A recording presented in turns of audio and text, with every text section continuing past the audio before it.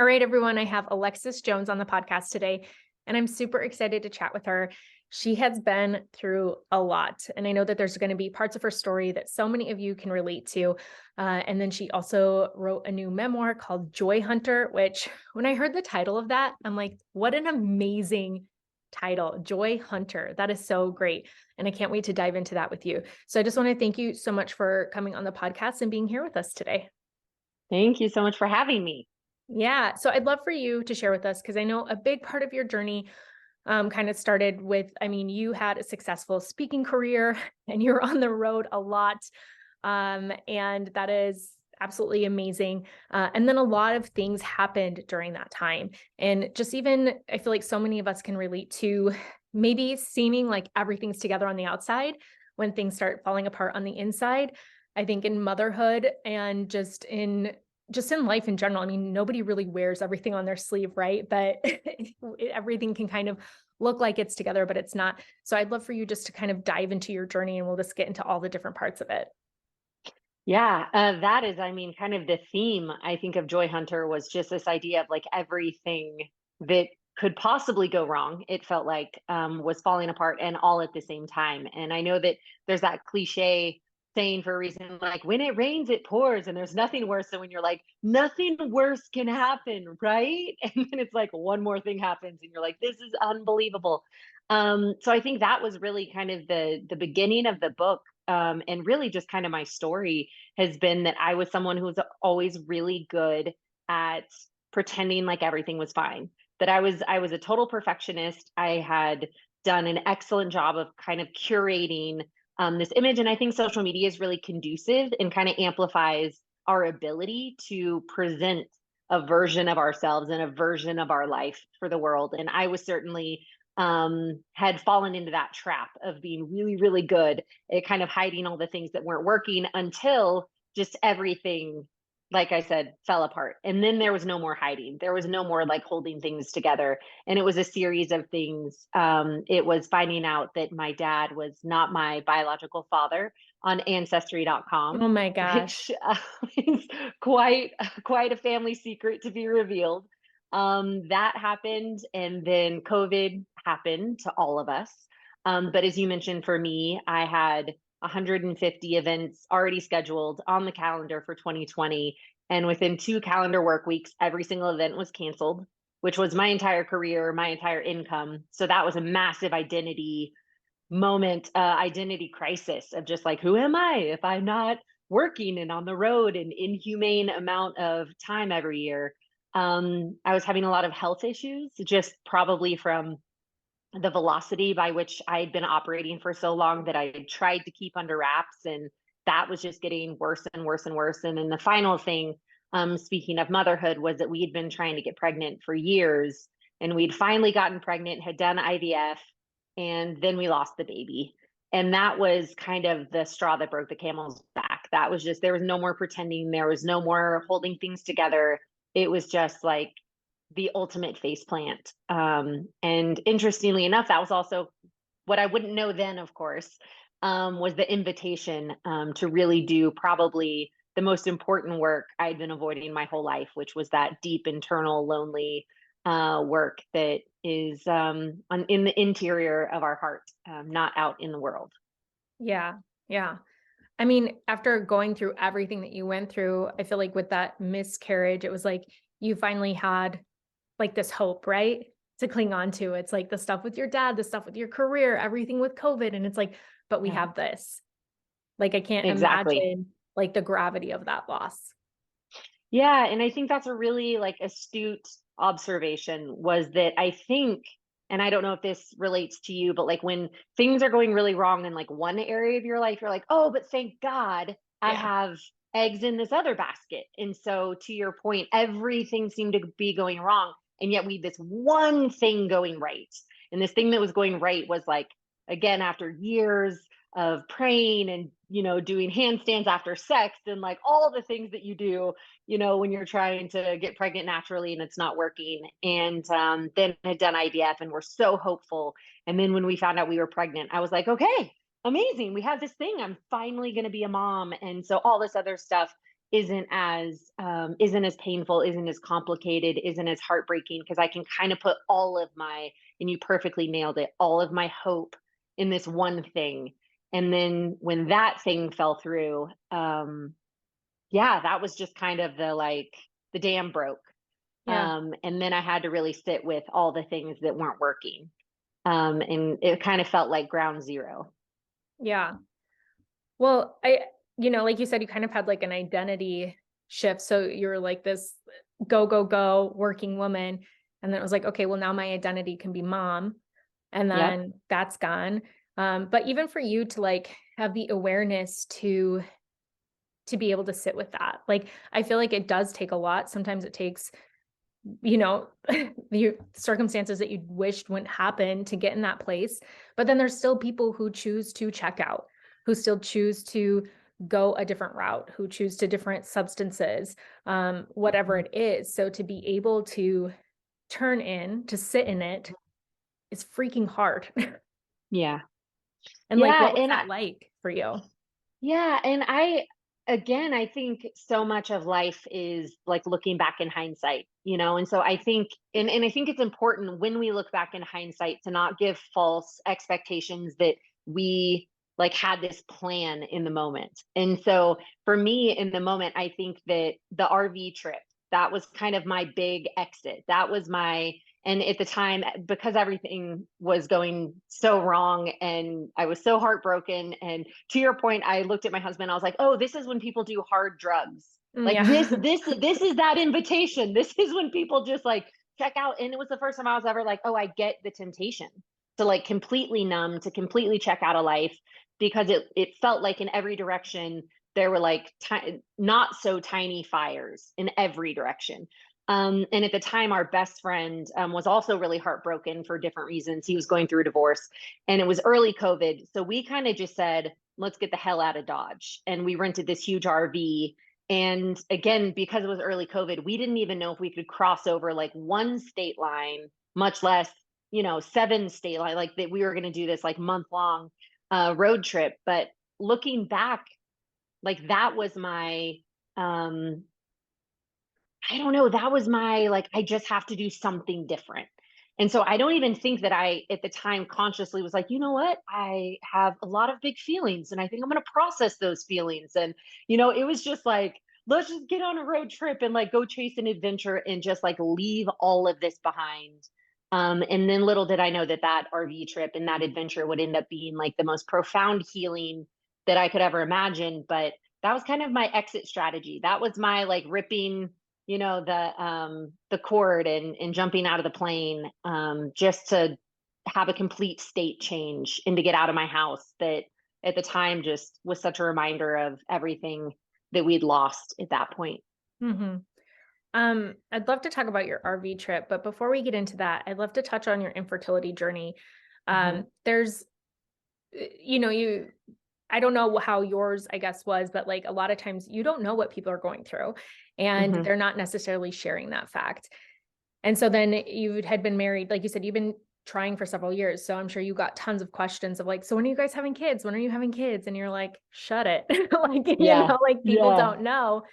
So I feel like that's always something that I'm mindful of now, talking to people, because it just seems like as soon as you're at a certain age, it's like, when are you going to settle down? And then when are you getting Hmm. married? And then as soon as you get married, when are you having kids? And then if you have one, when are you having another one?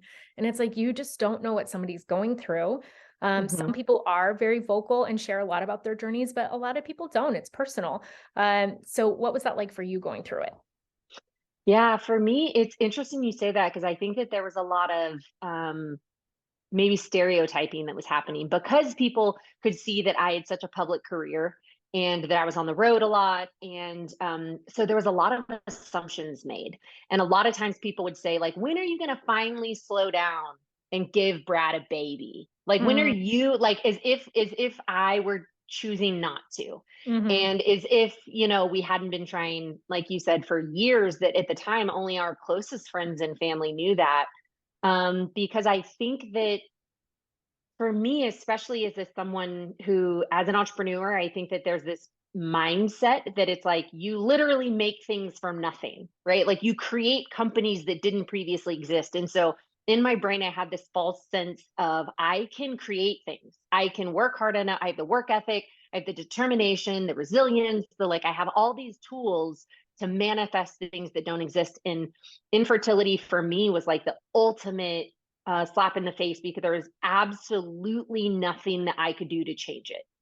And there was a powerlessness and quite frankly, like inadequacy that I'd never experienced in my life. And so I think there was a lot of shame around that for me. And it was really, really painful for me to talk about it because every time it came up, it just felt like it was like this hole in me, that there was like something in me that was broken.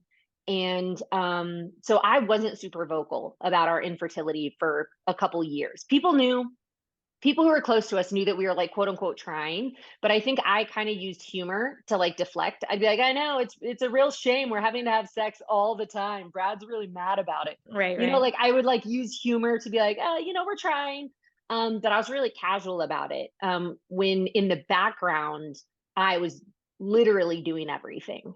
Like every single thing in my power. I was watching every TED talk. I was reading every single book, every single article, everything that I could get my hands on. I was doing all the supplements. And like I said, I was doing the handstands after sex. And then I stopped drinking alcohol and I stopped drinking caffeine. And like I stopped doing all the things that I thought could be the reason that we weren't getting pregnant and peeing on ovulation strips. And yeah, so I think for me, it was really hard that people assumed that I was the reason, like that I just didn't want kids, or that like I was the thing stopping us when I was like, do you know how many times I've been to a doctor to like in between this hellacious work schedule that I'm getting picked and prodded. And certainly when we started IVF, the amount of hormone shots and yeah, so I think that it was really, really this kind of behind the scenes heartbreak that felt very isolating for me because I wasn't being very forthright with it. Um, and then it felt even more painful when people assumed that I was the reason that we weren't trying or I was too busy. Like there was an irony to that, right? That people assumed I was too busy to have kids. And I was like, if you only knew like what I'm doing behind closed doors to try to make this work. And then it was such a tender, tender part of my life that it was easy for me to hide behind like a very shiny career because then I didn't have to talk. It was almost a distraction. Then I didn't have to talk about the parts of my life that weren't working and the parts that were really hard and fragile and tender and heartbreaking. So it almost felt like there were two of me that were almost bifurcated. There was like one version of me that was like out in the world doing big things and changing lives and activist driven work and really serious and important. And then this really, really tender, vulnerable part of me that behind closed doors was like bawling to my husband because I felt like something was wrong with me and that I was, I was the problem. Right, right. It's hard to, I feel like people, you don't get it unless you've been there. And even then, like every person's journey is so different. And even if I do think that there is kind of like this assumption with infertility that there's something else that you could be doing Mm-hmm. to make it work. And in some people's cases, that's true. Some people's cases, it's like if we change this or we do that, you'll have a much higher chance of getting pregnant. That's not the case for everybody. Mm-hmm. And also, still, so much of that weight is on the woman. Even if the male is having sperm issues and you're having to do IVF or anything like that, you're still the one who's undergoing all the hormone treatments, taking all the shots, doing everything to make it work. It's like still their part is so short.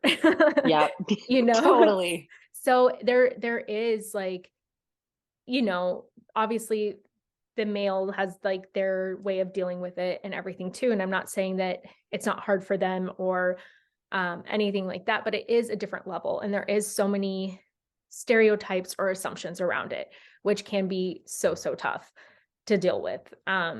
And I'm sure like unsolicited advice. Have you tried this? Have you tried that?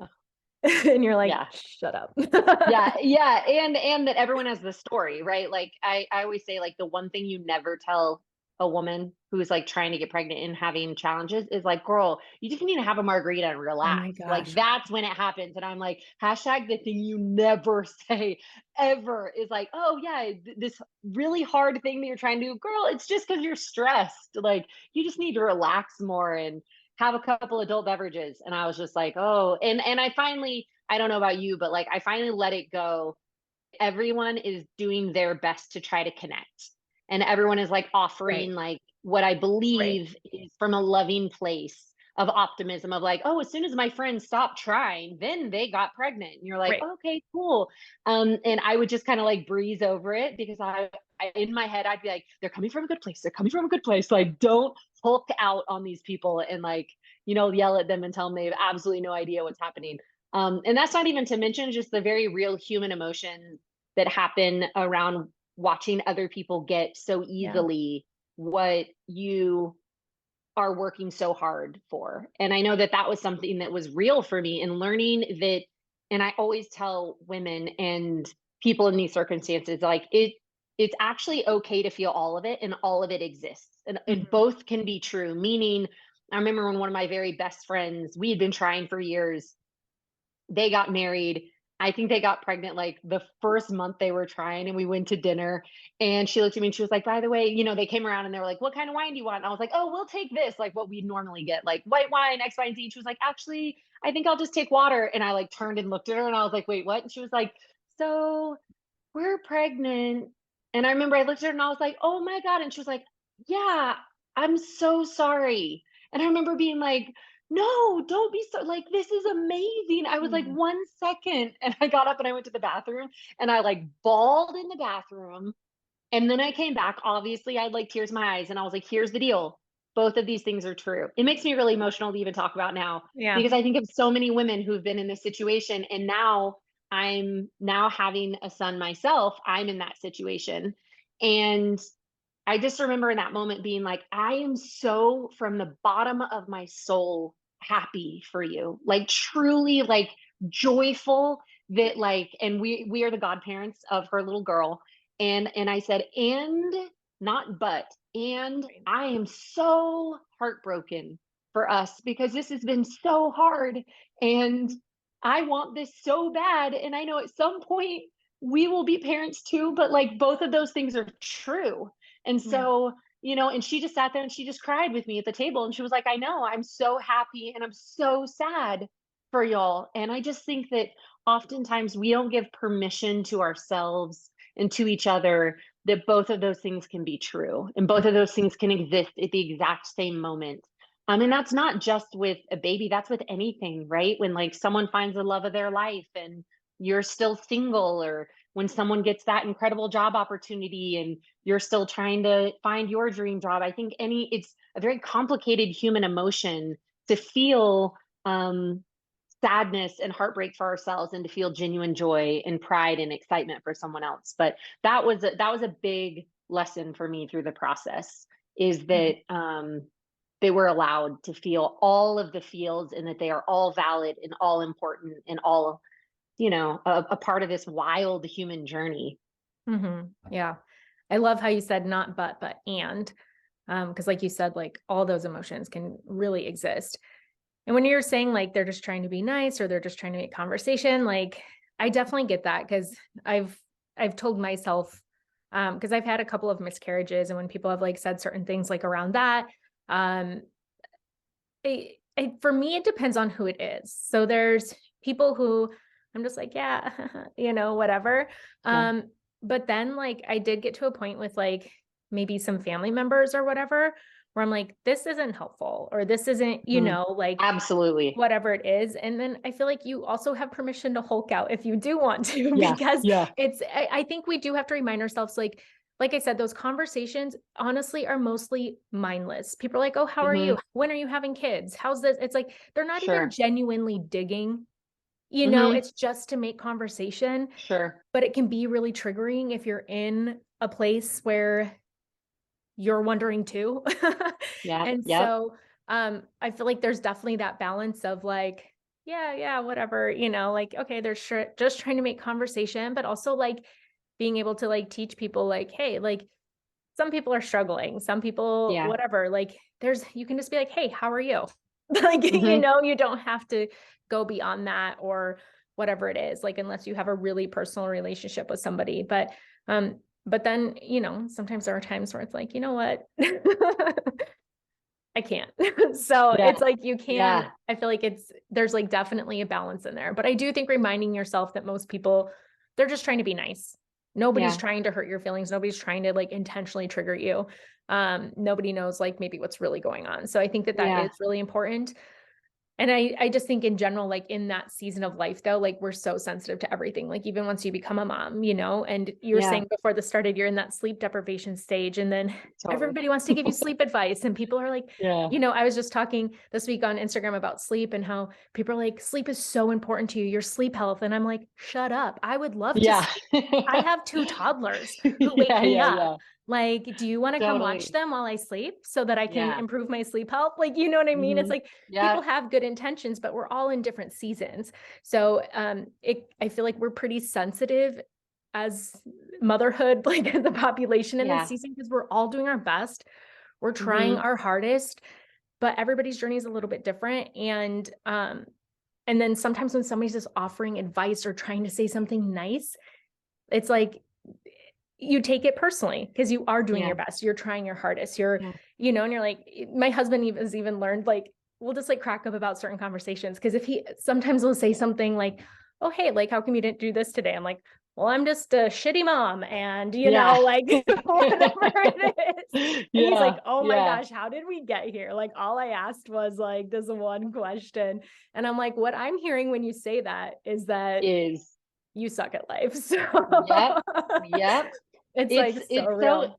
it's so interesting, that sensitivity though, and I always say, like, I feel so grateful, and I'm sure we'll get into more details about how my son came into the world, which was a very grand entrance. And I think I will say I'm so grateful for this challenge, because I think that it has given me, and it sounds like you as well, a really profound sensitivity around how to communicate around this stuff. And so even when I have friends who have a 1, 2, 3 year old, and I haven't seen them in a while, like I have all these like prefaces, right? Where I'm like, hey, I don't want to assume anything. I don't want to assume that you even want more children. I certainly don't want to assume that you're not trying and that it hasn't been difficult. But if you feel like sharing, I'm curious of whether or not you're contemplating another one. You know what I mean? Mhm. Like I have all of Yeah. these like little like prefaces of like, if you feel like sharing, and I'm not assuming, and and I actually had an experience recently with a girlfriend who I hadn't seen in a couple years. And so it was really interesting because I kind of used some of that language around that of like, hey, I don't want to assume, but their daughter was 3, and I was like, are you thinking of potentially having another one? And I don't want to assume that that's been easy for you. And she just started like welling up with tears, and she was like, thank you so much for acknowledging that, because we haven't been like public about this at all, but like we had a miscarriage, it's not working, we don't know what's going on, like it's been really hard. And then she just like dove into, and she was like, and I know, and but it was one of those things where I was like, oh wow, that language was really helpful in Mhm. that moment, because I do remember being on the other side of that. And so much of it is just the blind spots of how that comes out. I had one other girlfriend who's, speaking of that sensitivity, she and I were both trying to get pregnant, and we both had some infertility issues, and she finally got pregnant, and she texted me, and I remember I almost posted her text, because I was like, this is what you say to your girlfriends when like you get pregnant and they're struggling, because a lot of times you're kind of like, I don't know what to say, like, oh god, I know that they're struggling, but like this has worked for me. And I remember she texted me and she was like, hey, I just want you to know that we are pregnant. And before I like post anything publicly, before you hear it from anyone else, I wanted you to hear it directly from me, because I can imagine that while you are, of course, happy and excited for us, that this probably brings up a lot of big feelings for you. And I just want you to know that I love you and I'm here for you and I would love to talk to you. And it was just like the most thoughtful way of saying, I see you, and giving me permission to feel big feelings. So yeah, I think that there is a real gift for me through our incredibly challenging fertility issues that just honestly continued through. Basically like everything that could ever go wrong to a woman throughout the process of trying to become a mother, I feel like I have experienced. And so in a weird way, I feel grateful because I do think that it's given me an entirely new language, but more than that, like again, a profound sensitivity of just how hard this journey can be for people. Yeah. And that's why conversations like this are really important, because whether you're on either side of it, it's like, oh, I resonate with this, I resonate with that. Like that person listening who's pregnant and trying to tell their friend who's struggling, like, I don't know what to say, I don't know what to do. Like, I want them to hear it from me first, but I'm scared, or like Yeah. I want her to know that I'm there for her, but I'm not sure what to say. Like what you just said was perfect. And also people on the other side to know that it's okay to experience that range of emotions. It's okay to, like you said, feel so excited for them, but also deeply heartbroken for yourself. Like Mhm. both of those are valid. And so I like having conversations like this just because you I feel like you learn so much listening no matter what side of the spectrum that you're on. Yeah. But I'd love to dive into, yeah, your son and how he came about. Oh goodness. Yeah, so as we talked about, we had done IVF and we got pregnant, we lost that baby. And I actually had so few eggs. So we only actually had one embryo on the other side of that. And that was clearly not successful. And our doctor at the time told us that he really thought we'd get the same results, that we had retrieved so few eggs that we would get the same results. So his suggestion was getting an egg donor, which that was another kind of moment for us to grieve because it meant that I wasn't going to get to participate biologically. And that was a big thing to contemplate. And all of a sudden, especially during COVID, when all my single friends were like, "Oh my God, it's so hard dating online during COVID," and I was like, "You know what's worse?" And I was like, again, this is my like my dark sense of humor. But I was like, it's worse trying to online baby date for a baby mama to reproduce with your husband. And they're like, oh shit, okay, Yeah. okay, yeah. I'm like, that's next level. Right. And so and again, it felt IVF was a level, infertility was a level of isolation because the majority of my friends were not struggling with fertility. And then when we went down the IVF route, that was like kind of next level isolation for us because we only had two or three friends that we knew who had been through the IVF process. So that felt like we were really navigating like very uncharted waters. And then when it escalated to like, now we have to get an egg donor, like, what does that even mean? Where do you find how do you do this? So Mhm. that felt like another layer of isolation. At that point, we didn't know a single person in our life who had ever hired an egg donor. So there's a lot of logistics of that was very complicated. And the other thing is I feel like people don't talk about money when it comes to like IVF. And I feel like it's something that like I'm particularly passionate about talking about only because it feels like it's another layer of shame that for us it was like everyone was like, don't worry about the money. Like, you're not even going to think about this when you have a kid. And you're like, easy for you to say, but this isn't like going on a credit card. This is like debit style, right? Like, this is Right. out of our savings.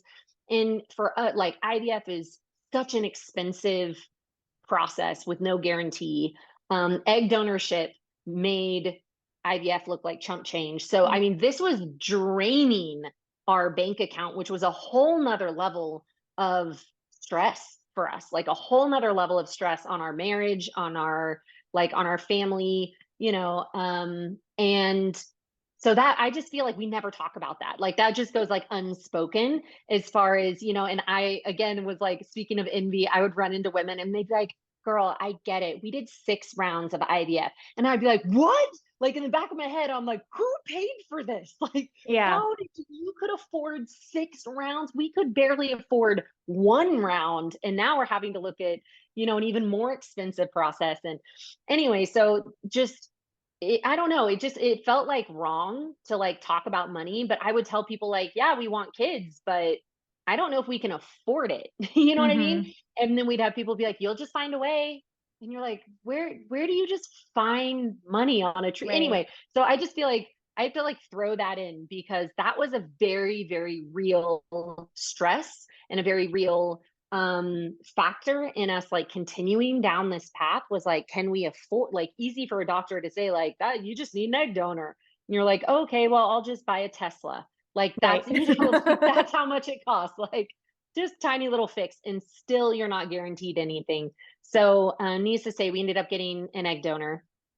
And that was in itself a whole process, which to your point, it was like I would, show my husband a profile and he'd be like, yeah, she seems amazing. And then I would look at him and like start crying. He'd be like, I feel like this is a trap. Right, Like, right. she's not amazing. You're amazing. She's only somewhat less amazing than you. Like, he just never knew like how to. And finally he was like, you know what, babe, you decide, and I'm 100% on board. So we got an egg donor. We ended up only getting 2 embryos, which again, you start doing the math through this process and you're like, how does anyone ever get pregnant? Mhm. We ended up getting 19 eggs from our egg donor, which we were so excited about. And then only 11 of them ended up being mature eggs that we could work with. And then when we combined Brad's sperm, only 5 of them turned into embryos. Then we did the genetic testing. Only 2 of them came back. So once again, we like did this entire 9-month process to only have 2 embryos. We were hopeful and maybe even a little naive in thinking we were going to get a lot more than that. But long story short, a couple months go by, and then we're told that I actually have to get a surrogate. I was having a lot of complications with the hormones that they were giving me, and I kept getting cysts, and so we'd have to stop the process. The cysts would go away, and then we'd start again. And so finally, the doctor was like, "I really think you need to get a surrogate." So that felt like another grieving process of like, what? Now I don't even get to carry. And to make a long story shorter, we ended up getting a second opinion, and the second doctor felt more confident that I could carry. So we ended up doing the embryo transfer. Actually, 2 weeks after I submitted my final manuscript for Joy Hunter, which is interesting because the book ends with me saying like I have no idea how we're gonna get pregnant, and I can't end this story with like a happy ending and a rainbow and saying that I'm a new mom. And because it wasn't until after I submitted the final script that we did the embryo transfer, and it finally worked. But Yeah. like anyone who's had, years of infertility challenges, we didn't tell people for months that I was pregnant because I was just like, I Right. can't deal with people's disappointment. So I don't think we told most people until, gosh, we were like 6, 7 months pregnant, like I was hiding it from I was people gonna because say, I was like, like, were you I just just don't want anyone to know. Yes. hoping not to run into people in public? Totally. And like wearing oversized sweaters. And I was like, in case I run into people, they went, and thank God we live in Montana. So, it's the Arctic tundra. So it was like minus 40 degrees. And I always Yeah. had like huge jackets on and no one could tell. So for months, even with our family, we didn't tell anyone. We flew into Houston from Montana, did the embryo transfer. And the whole time, Brad's one of his best friends lives in Houston. He was like, what if we run into him? And I was like, babe, it's a very big city. Like we're gonna be there for 36 hours. Right, right, right. But even that, we were just like, we don't want to tell anyone.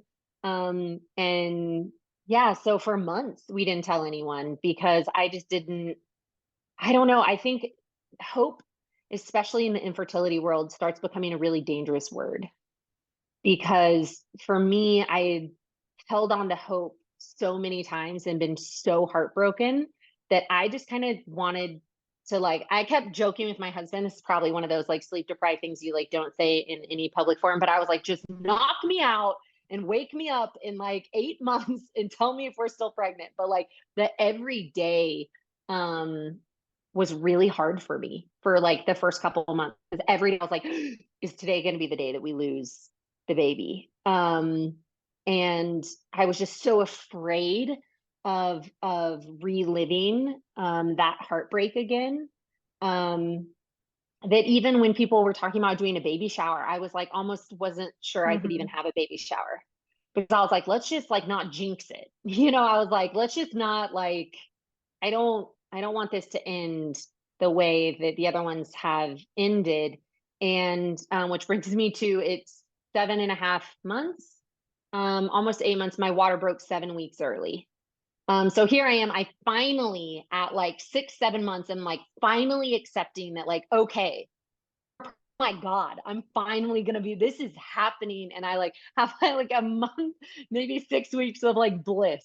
And by the way, bliss with like, you know, back aches and, you know, acid reflux and like all the things. But still, I was like in bliss that I'd finally allowed myself to accept that this, you know, is really gonna happen. And then my husband goes on a golf trip to Cabo, and famous last words is, he was like, "Are you sure, babe? Like, I mean, you know, we're 2 months out." And I was like, "Babe, we're 2 months, you're fine, like, go on your guys trip, this is your last hurrah." And then promptly he gets on a plane, and I text him, I'm like, "Something's going on, I'm gonna go to the hospital, I'm sure it's nothing, babe." Like, probably being overly cautious. And sure enough, my water broke 7 weeks early, which was utterly terrifying.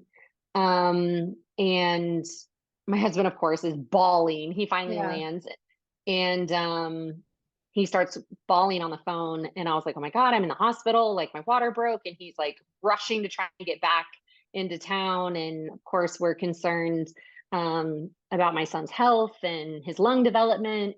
Lungs are the last to develop. And so that's, you know, the big kind of scary thing with a preemie. And I was able to actually stay in the hospital for 2.5 weeks. So we kept him in his little incubator for, yeah, 35 weeks. And then I was induced. Then I had 30 hours of labor that was unmedicated. And I was on Pitocin for 16 hours. And I'm like, if you know, you know. So my contractions were 90 seconds apart for 16 of those hours. And I hadn't dilated even a centimeter. So finally, the doctors came in and said that our son wasn't tolerating the labor, and we had to do an emergency C-section. Which again, like, I plan, and for a long time we would say, "I plan, God laughs." And now our son's name is Bridger, and we're like, "I plan, Bridger laughs." And Yeah. so there was this really hard, and I want to be really thoughtful in this podcast of, you know, for people who've had traumatic labor experiences, and like give that preface. Um, but for us, we were told that if he was okay, that we'd be able to do skin on skin. And when he came out, they promptly whisked him away. So we knew that he was not okay. And so he was about 15 feet away from me in his little bin, and all the doctors and the NICU and the respiratory specialists and, you know, everyone were taking care of him. And anyone who knows my husband Brad, and he is 6'9", he was a professional basketball player, this huge avatar of a man, and he is like the poster boy of feminism. And he is so emotional. He like cries at the drop of a hat, you know? Yeah. And so all I can hear, like, they take Bridger away from me. I don't get to touch him. I get to see him through the plastic um, screen that they had up. But I can just hear Brad, and I can see, because they're about 15 feet away from me, so I can see Bridger's heel, like just his little foot in the little bin. That's the only part of him that I can see. And then there's doctors surrounding him. But Brad, because he's so big, is like standing above the doctors. And I can just hear him going, "Hey, buddy, it's me. It's your dad, Bridger. Your mom's right here. You're doing such a good job, buddy. We love you so much." And I'm just laying on the OR table, just like bawling, because I'm like, we are this close. Like, Mhm. tell me my son is going to be okay. And he ended up having a little hole in his lungs. And thank God Dr. Rock was in town, who had just been hired out of Green Bay. And so he had come to Bozeman Hospital for 1 week a month. And he was like, I think like 2 days on the job. And he immediately intubated Bridger and gave him what I refer to as like baby lung fix-a-flat. It was like this incredible medication that like immediately kind of solved that problem for us. But he was in the NICU for 2.5 weeks.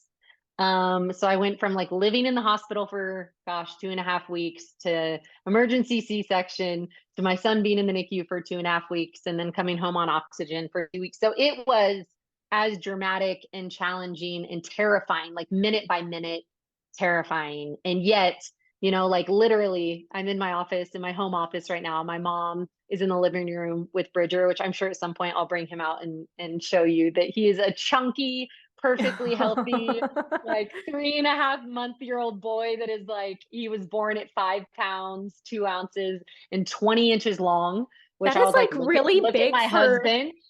for Huge, being as huge for a premature as he preemie. was. That He's a is big. monster. He would have totally. been a And now, huge baby at full term. girl, like on his like full turn, like on his original due date when he was like laying on my stomach, and I was like, how would you have ever fit inside of me? And Yeah. I think because our egg donor is like 5'10", 5'11", and my Oh, husband okay. is 6'9", we always knew, I would always joke that I was going to birth a toddler. I was like, Right. I'm going to birth an enormous human, and where I'm part of me is like, thank God you came early and you're only a 5-pound nugget. Because already he's like a 13-pound bowling ball and he's only 3.5 months old. So Right. he's caught up, for sure. But yeah, every aspect of labor and him coming into the world was hard. And I know, I love Glennon Doyle and I love her phrase, we can do hard things. Mhm. And I feel like there was a lot of reminding me of that throughout the process, which again was helpful because I think it's reminding us of the strength that we have. And at the same time, I think there were moments where I was like, I get it, I get it. I know I can do hard things. I just wish they weren't so Right. hard.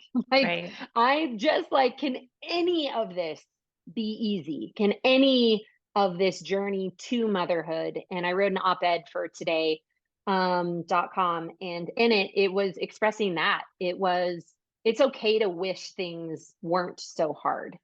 And I think because our infertility and the journey to getting pregnant was so hard, I was like, oh girl, I'm gonna have the easiest pregnancy because if God Yeah. exists, Right, she's gonna right. give me an easy pregnancy. And then when the pregnancy seemed to go so south and it was so hard and so complicated and so very physically painful, I think it's a reminder of just like, yes, we can all do hard things. And it's very human to wish that they were not so hard. And that's okay too. Mhm. But that's why I say Bridger had quite the grand entrance into the world. He was clearly so eager to get here that he like ninja kicked through his little water bubble to get here sooner. Yeah. Yeah. Oh my gosh. Yeah. That was a lot that happened. So how are you doing now in this new season of motherhood? Oh goodness. You and I were like chatting before the interview of like sleep, what sleep? Who needs sleep? Like, and like you said, when people are like, sleep is important and you really need to focus on the health of your sleep. And you're like, do you want to watch my baby Right, while right, I right. sleep? I'm like, yeah.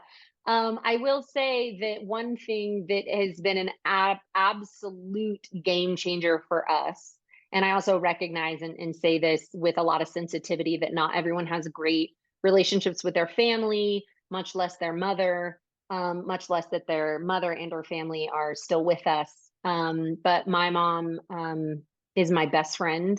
And I realize like how fortunate I am to have that relationship. My mom also got pregnant at 16.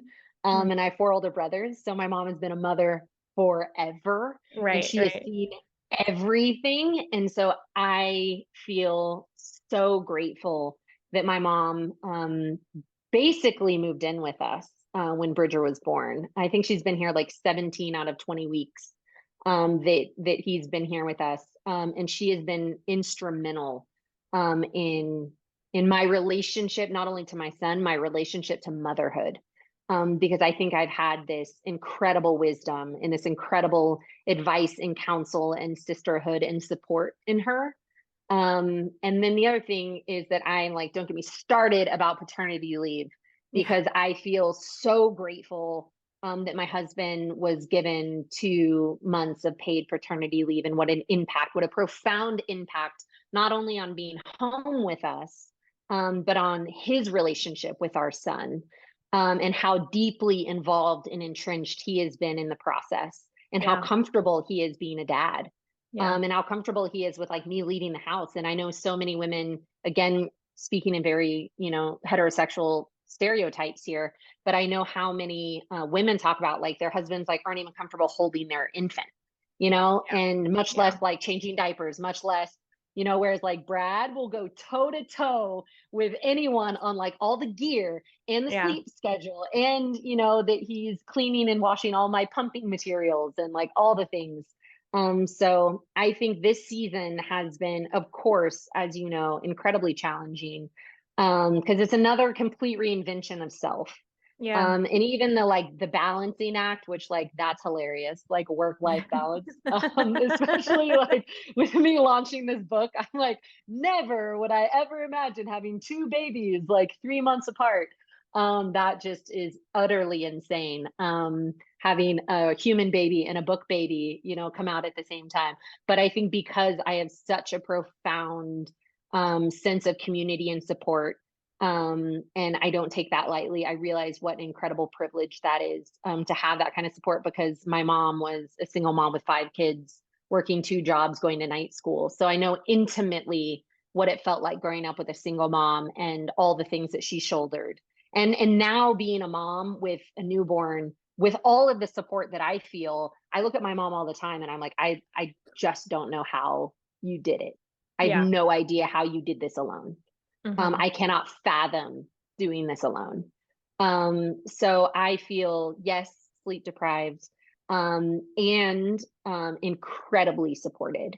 And I think it makes sense why the statistics are so high for postpartum depression, Yeah.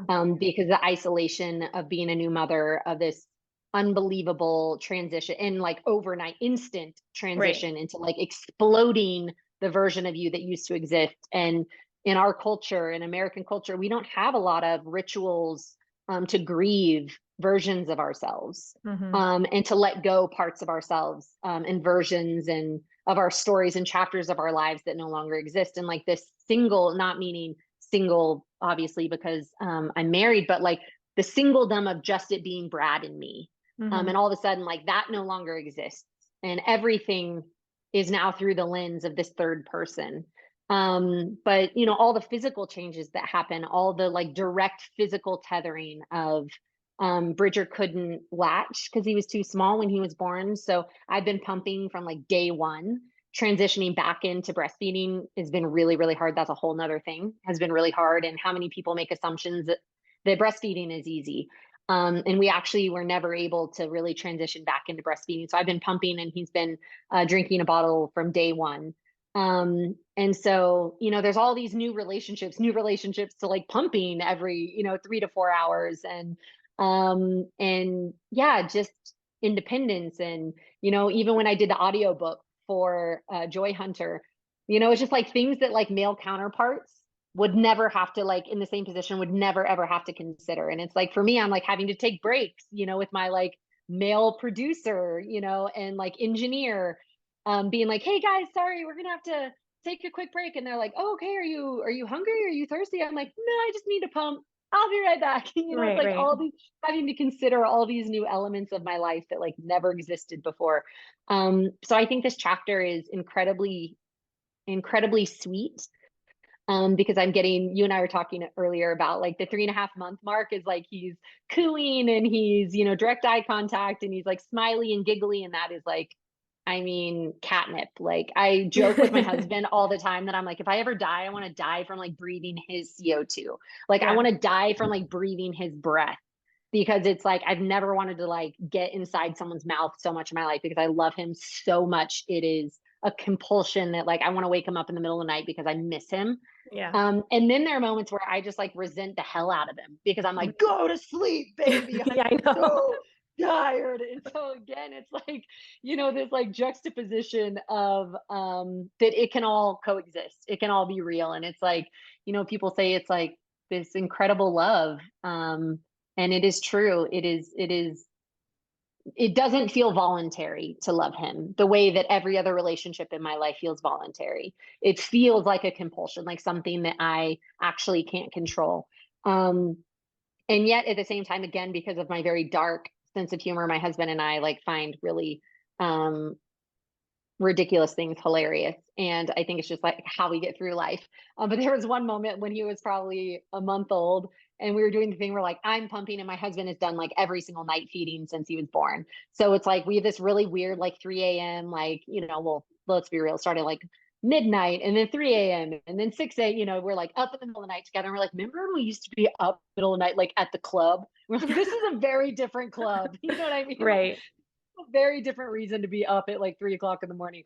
But usually we were pretty chatty in the middle of the night, just to like kind of keep your spirits up and, you're awake, so you might as well like talk. And there was one night in particular, he was about a month old, and we were so exhausted and sleep deprived, and we were silent. Like I was pumping, he was feeding, we were silent. And all of a sudden my husband looks at me and he was like, oh my God, I feel like we got duped. Like we got legit bamboozled. This is the worst idea. Why would anyone ever suggest having children? And I was like, right? This is horrible.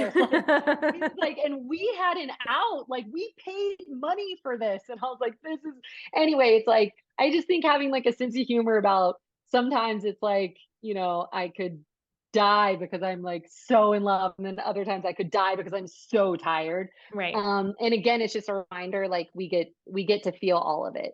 Hmm. Um, and yeah, so that's this season of motherhood. It's Hmm. awesome. And it is like the hardest job ever times infinity. Right. Um, yeah, and I will say, like, given everything, I think that's been like one thing that I've had a handful of friends ask me, like, you've like really been through the ringer, like on every single front. Like, is it worth it? And the one thing I can say, like with confidence, in spite of all of the heartbreak, in spite of all the pain, in spite of all of the unknown and the sitting with like, is he going to be okay for like weeks, like minute by minute, as difficult and challenging as it has been, that I would do it all over again. Yeah. That there's never been anything that was more worth it. Right. Um, Yeah. yeah, that's Yeah. motherhood in a nutshell. It totally is, for sure. Yeah, I remember when my husband and I first met, so we were long distance, we would FaceTime each other and we would be on FaceTime till like 3 a.m.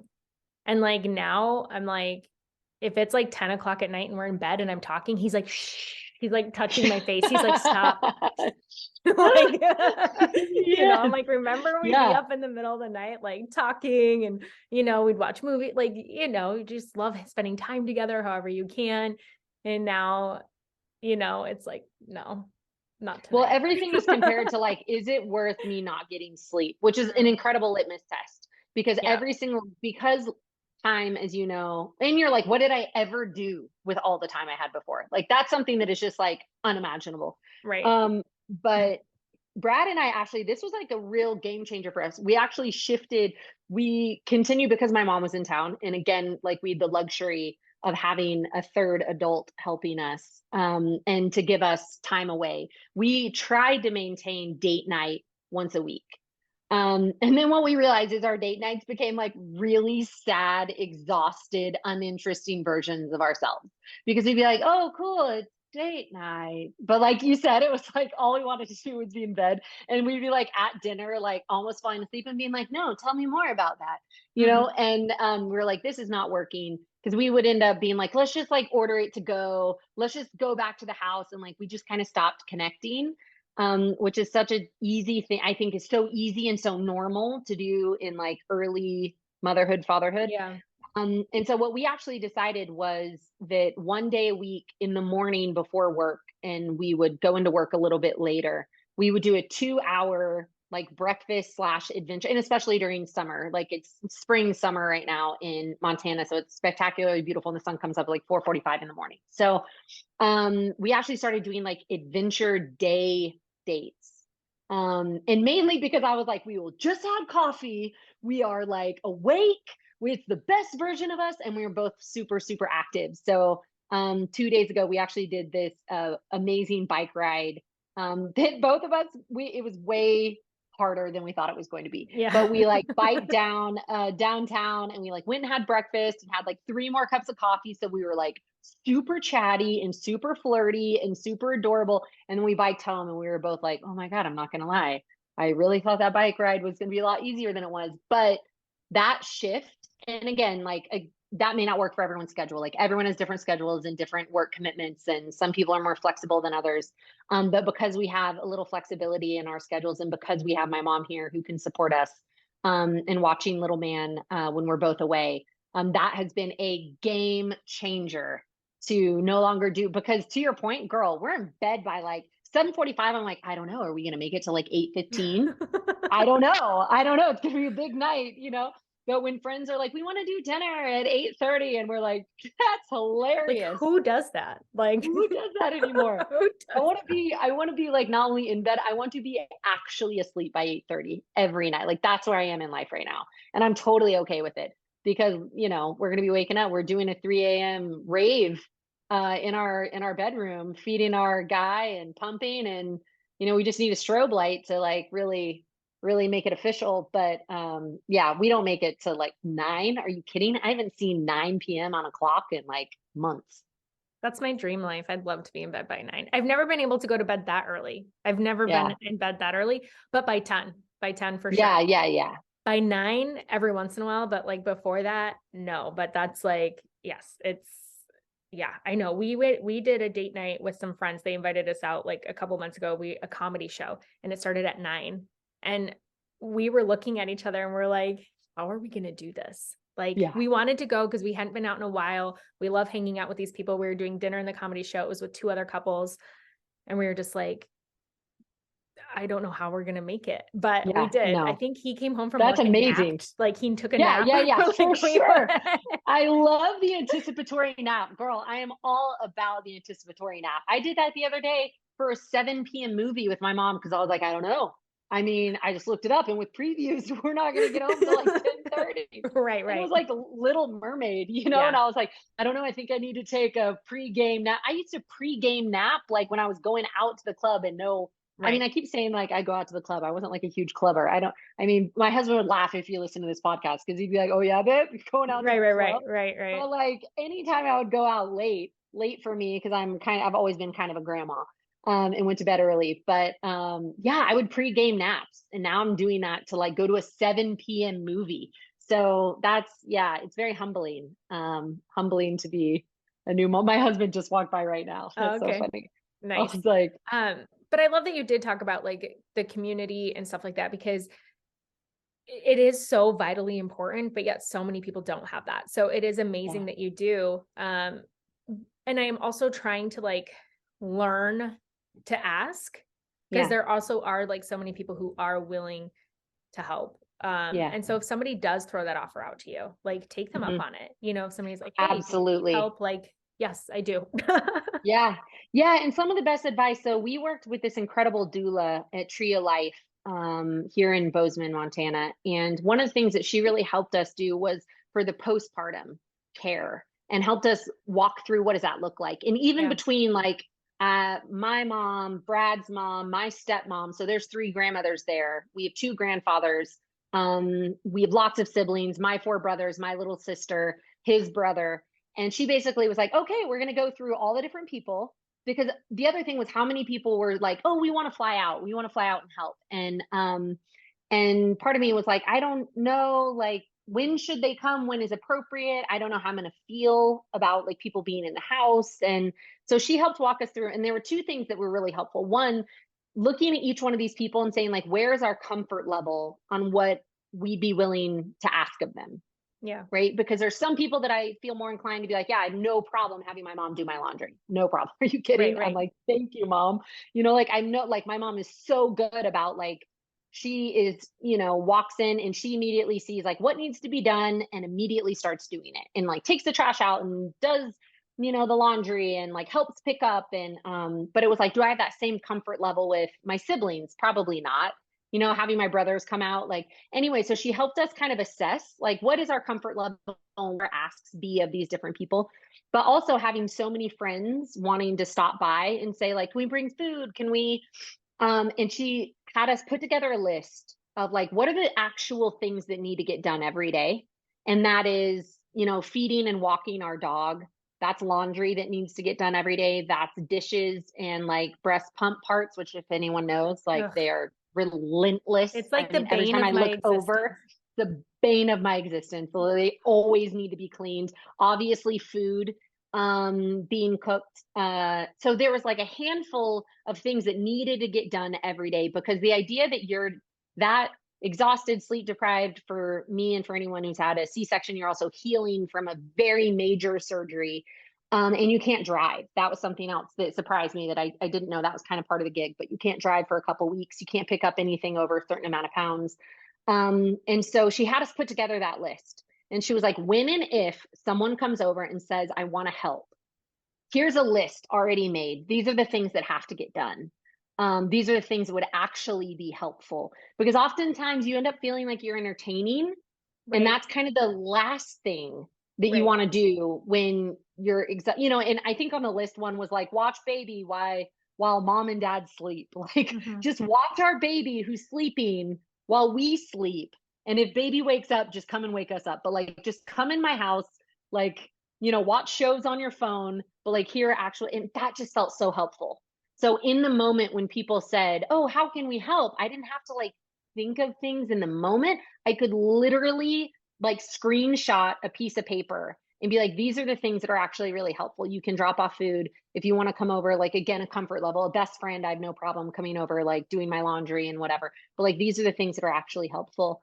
And then to your point, really vulnerably being brave enough to ask for help. And anyone, by the way, who is a parent knows how hard it is. And I Mhm. think that's a huge blind spot that I had before being a parent. I didn't even know how to help, or what someone needed per se. But now it's like, can I just come over and watch your baby while you sleep? Can I just come over and watch your baby while you shower? Just like really basic things. Or can I just drop off food without the expectation Right. of coming in your house and hanging out? Right. I'm not even going to knock on the door. I'm going to leave food on the front porch. I'm going to leave the house and then I'm going to text you so that you can come out of your little hobbit hole with like no makeup in your ratty bathrobe. You don't have to see me. You can just snag the food and go back inside. It's like all these things that I now know because I'm like sensitive to, I don't want to necessarily entertain people. But to your point, I think it's so important that parenthood is actually impossible to do alone. Mhm. And that when people say it takes a village, it takes a tribe to raise a child. I think it's not just for the benefit of the child. I think it takes a village to support the family raising a Right. child. Mhm. And we are so baby centric in this country. We are not mom centric the way that other cultures are, Right. where other cultures rally around the mom and they make sure that she's fed and that she's hydrated and that she's taken care of and that she feels loved and supported through the process of her grieving the version of her that used to exist. Because there's real grief there while she's simultaneously pouring into this tiny human. Um, and I think that, because of that, we need to support moms even more. And I think about all the times that my mom was like literally like holding a bottle of water with a straw, being like, you haven't had enough water. And I'm like, like drinking while I was like trying to bottle feed. And, that I would just forget to eat. And she would come in and be like, here's your food. Like, you haven't eaten. Let me take him, go take a bath. Like, I feel like my mom's number one job wasn't just taking care of Bridger, Right. although that was a byproduct, of course. It has felt as though my mom's number one job was taking care of me. And that's why I say I think I've had a very uniquely supported experience. And again, to your point, not everyone has that. And I want to be Yeah. really thoughtful about the fact that a lot of people don't feel like they have that kind of support. But I think people would be surprised at how much people are willing to show up Right. in all sorts of ways, if they're brave enough to ask for support. And the whole idea, like be strong and stoic and pretend that you're fine, like that's not a sustaimital strategy for Right. any mom. That's just Right. like, girl, it's gonna break you. It's just a matter of time. So Right. you might as well, find your people who are going to help pick up your pieces. Yeah, absolutely. Absolutely. It is awesome when you do find people like that, whether it's family or friends. Um, and again, yeah, that was all such good advice. I love the making the list that you could be like, here. And even like, yeah, if they're not comfortable doing your laundry or dishes, it's even just like, hey, can you load the dishwasher for me? Like, do you mind like switching the load of laundry? It's not, if people that you don't feel comfortable with, it's not like they have to like scrub your toilet, Yeah. um, but I mean, there's little tasks or like my thing that I usually do for like my husband has tons of family around here, or like people I know who have babies. I do the drop a meal off at the door thing. Like, Yep. here's a meal at your door. Text you when it's Yeah. there. See ya, because I love to Exactly. cook. I love nourishing people. So it's like, here, I can at least feed you. But before we wrap up, I'd love for you Yeah. to share about your book, Joy Hunter, Yeah. and where people can find that, what it's about, all of that.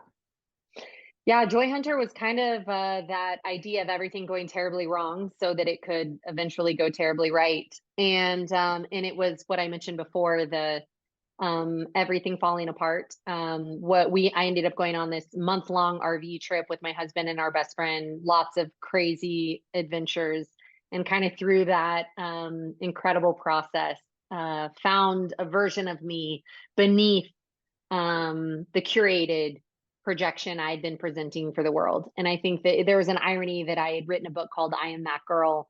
And it was all about, having enough, being enough, and doing enough. And the reality was I never felt like I had enough, that I did enough, and that I was enough.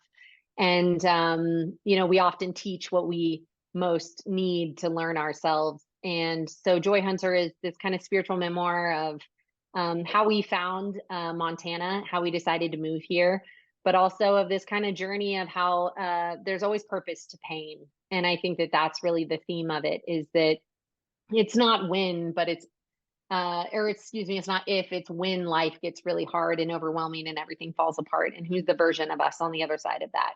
So yeah, it's like I said, it's kind of interesting because there's a big family secret revealed, which isn't even the secret, that my dad is in fact not my biological father, which I don't want to give too much away, but this really beautiful serendipity and dovetail into the mother that I am now is because of so much of the heartbreak that I've experienced. And yeah, I hope that people love it. So it's called Joy Hunter, anywhere books can be found: Amazon, Target, Barnes and Noble, your local bookstore. And it comes out June 13th. And I'm really excited and really terrified, because it's exciting and scary to put your heart out into the world. And that's certainly what I tried to do with this book. Yeah, that's so exciting. So for those listening, this episode will come out like a little bit later, but we're recording this the week that the book's coming out. Amazing. I Oh know my it's gosh, like coming that's out so in like a fun. couple days, and I'm like, oh my God, it feels like I have a whole nother birth happening, and whew, I'm excited and Yeah. yeah, terrified. Yeah, that's so exciting. And then where Yeah. can people find and follow you at? Yep. At Alexis Jones on social media is where I live. Cool. I will leave all those links in the show notes. And I Amazing. just want to thank you so much for coming on, and your vulnerability, sharing your story with us, and your time and energy with us today. Thank you so much. Thanks so much for having me. What a beautiful conversation. I'm really grateful.